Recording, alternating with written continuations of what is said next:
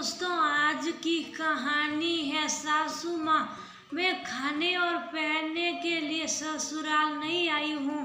दोस्तों, कहानी शुरू करने से पहले अगर आपने चैनल को सब्सक्राइब नहीं किया हो तो कर लीजिए ताकि आपके पास पहुँच सके हर नया वीडियो।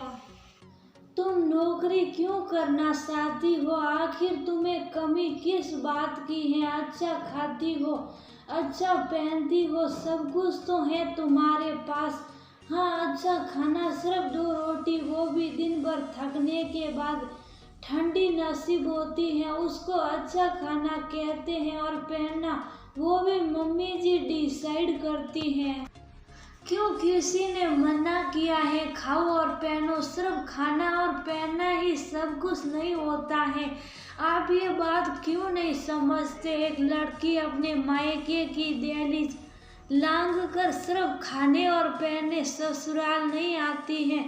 कहना क्या चाहती हो? मैं तुम्हारी जरूरतें पूरी नहीं करता, हद करती हो यार। तुम भी ना कोई देवरानी है ना कोई जेठानी, फिर भी ऐसे दिखाती हो जैसे तुमको कांटों पर बिस्तर रखा है। कांटों पर ही तो हूँ।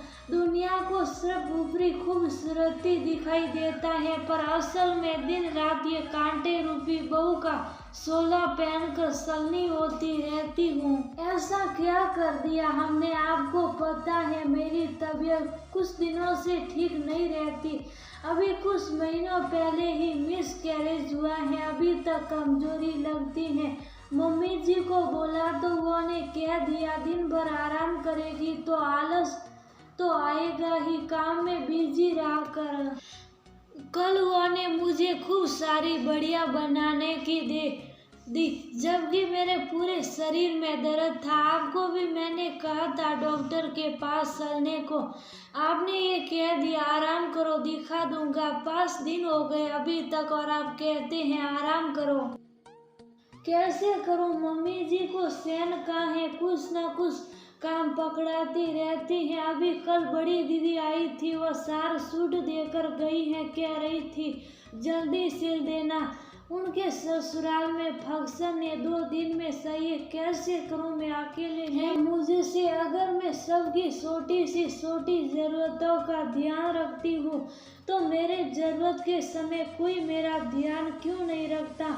तुम कहना क्या चाहती हो? हम तुम्हारी जरूरतों का ध्यान नहीं रखते? रखते हैं, बिल्कुल रखते हैं, लेकिन परिवार और दुनिया को दिखाने के लिए। आखिर कभी भी आपने मेरे मन की सुनी? आखिर मैं क्या चाहती हूँ? मेरे इच्छाएं क्या है? मेरे सपने क्या? कहने को तो सब कहते हैं इकलौती बहू है, सब इसी का है, पर वास्तव में है क्या कुछ मेरा? मैं बस एक किराएदार की तरह रहती हूँ जिसका मैं ताना काम करके देती हूँ। अपना घर तो लगता ही नहीं है।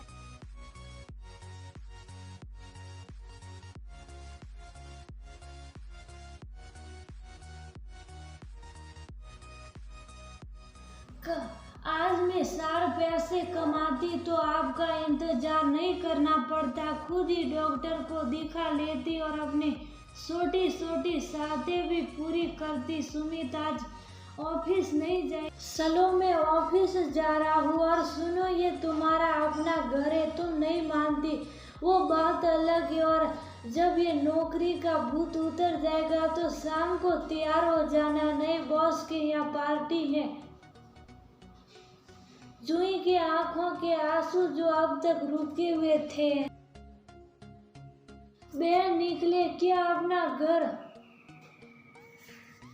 बस कह देने से वो अपना हो जाता है? ससुर जी के द्वारा बनाया गया बड़ा सा पुश्तैनी घर था। कहने को तो वह बड़े घर की इकलौती बहू थी, पर बहू के नाम के अधिकार समान कुछ भी नहीं थे उसके पास। वह एक सजावटी जिसे लोगों के सामने पेश कर दिया जाता था ये कहकर कि हमारी बहू हमारे घर की लक्ष्मी है। जूही के मम्मी पापा ने बड़े अरमानों से अपनी हैसियत से बढ़कर जूही की शादी की थी ताकि बेटी को आगे कुछ भी सुनना न पड़े, पर जूही जब ससुराल आई तो यहाँ के रंग ढंग ही अलग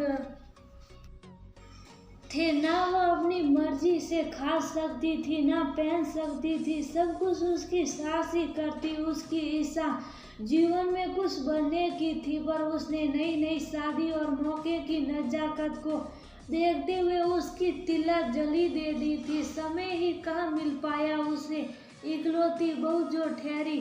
दो नंदे थी, गाय बगाए आती जाती रहती। जूही दिन भर शक्कर गिनने के समान घर के कामों को पूरा और उनकी तीमारदारी करने के लिए घूमती रहती। बहरहाल शाम को पार्टी में, ओह हाय जूही कैसी हो? अरे साक्षी तुम यहाँ कैसे? मेरी ही पार्टी में मुझसे ही पूछ रही हो मैं यहाँ कैसे? कहकर साक्षी खिलखिला हंस दी। अच्छा तो मिस्टर राव आपके? हाँ जी। और बता जूही तू क्या कर रही है अपनी जिंदगी में? अपनी मंजिल हासिल की या नहीं? और तू इतनी कमजोर क्यों लग रही है? अब तुझसे क्या छुपाना साक्षी, तू तो कॉलेज से ही मुझे जानती है। जिंदगी में एक ही मकसद था मेरा, जीवन में कुछ बनना, पर ससुराल ऐसा मिला कि सारी डिग्री बस अलमारी में ही सही रह गई। और डिग्री को छोड़ो, यहाँ अपने लिए भी वक्त नहीं मिलता। क्यों सजा रखा है तूने? तो फैशन डिजाइनिंग का कोर्स किया था। हाँ किया तो था, पर मेरी सास पुराने जमाने वाले सोच की है। उनका मानना है मर्द का काम कमाना और औरत का पकाना और होता है छोटी छोटी चीजों के लिए हाथ फैलाना पड़ता है। सुमित को कुछ कहती हो तो यही बात बोलते हैं, आखिर कमी क्या है तुम्हें? खाने को खाना और पहनने को कपड़ा है ना, बस अपनी माँ की बोली बोलने लग जाते हैं। समझ गई तो मेरे ऑफिस में काम कर ले। ना बाबा ना, सुमित भी तो इसी ऑफिस में। तू रुक तो सही इधर। सुमित जूही को अपने बॉस की बीवी के साथ देखकर ठिठक गया। मैम क्या आप दोनों एक दूसरे को जानते हैं? हाँ हम दोनों एक ही कॉलेज में पढ़ते थे, बहुत ही ब्रिलियंट स्टूडेंट हुआ करती थी जूही मैं तो पूछना ही भूल गई, क्या कर रही हो? मेरा मतलब कहीं जॉब? तब तक सुमित ने जवाब दिया जी मैम जॉब के लिए रिज्यूम दिया हुआ है। क्या बातें हो रही है भाई? मिस्टर राव ने पूछा। इनसे मिलिए मिस्टर सुमित की वाइफ जूही, जो मेरी सबसे अच्छी सहेली भी है। शादी के बाद संपर्क टूट सा गया था, आज किस्मत ने फिर से मिला दिया। हाँ ये बात तो बिल्कुल सही कहा आपने। जूही एक काम करो ना, मेरे बुटीक में काम कर लो, मुझे भी तुम्हारा साथ मिल जाएगा। नया शहर है ना, और तुमने तो फैशन डिजाइनिंग का भी कोर्स किया हुआ। मैं कैसे? सुमित आप ही समझाइए ना जूही को। हाँ जूही मैम के साथ काम कर लो। जब वह इतना कह रही हैं, साक्षी की आंखों में चमक आ गई जो जूही से छुपी ना रह सकी। थैंक यू साक्षी, मेरा आत्मसम्मान फिर से लौटाने के लिए। मेरे लिए ये नौकरी सिर्फ एक पैसे कमाने का साधन नहीं, बल्कि अपने खोए सम्मान और गरिमा को बनाए रखने के लिए है, जो इस घर की चार दीवारी में कहीं खो गया था। साक्षी ने उसको शुभकामनाएं दी और कहा, मैं तेरी दोस्त हूँ और दोस्ती में नो सॉरी और नो थैंक यू। मैंने सिर्फ तुम्हें रास्ता दिखाया है और मैं जानती हूँ अपनी मंजिल तुम अवश्य पालो।